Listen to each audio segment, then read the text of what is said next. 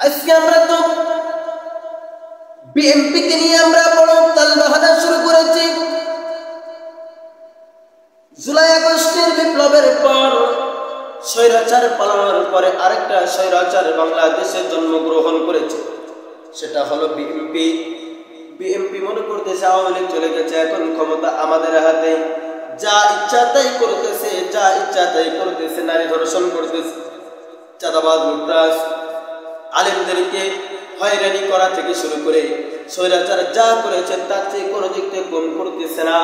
মুসলমান আপনারা জানলে অবাক হবেন, গত 2 দিন আগে উত্তরা একটা থানা আছে, উত্তরা থানার মধ্যে একটা যুবক থানার মধ্যে গিয়েছে একটা ডায়েরি লেখানোর জন্য, একটা কেস মামলা লেখানোর জন্য, ভালো কথা মামলা লেখানোর জন্য যায়।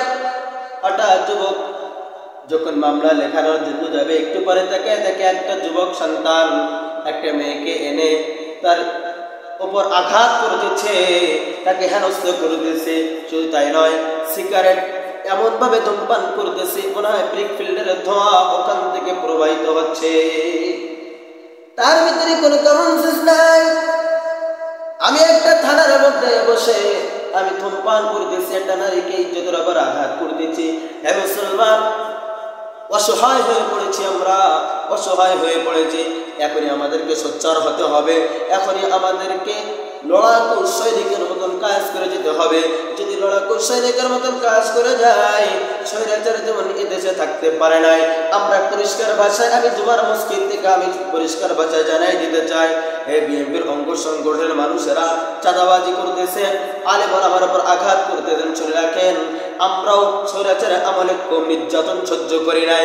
আমি আনসারি কম নির্যাতন সহ্য করি নাই, আমাদের উলামায়ে কেরাম কম নির্যাতন সহ্য করে নাই। আপনারা যদি ওই পথ অবলম্বন করেন, আমরা আপনাদেরকেও ছাড় দিতে পারবো না। একটা ফোঁটা রক্ত থাকতে আমরা আপনাদের ছেড়ে দিয়ে কথা বলবো না ইনশাআল্লাহ। ভালো হয়ে যাবে, পরিষ্কার ভাষায় বলি ভালো হয়ে যাবে, এখনই সময় আছে, ভালো হয়ে যাবে।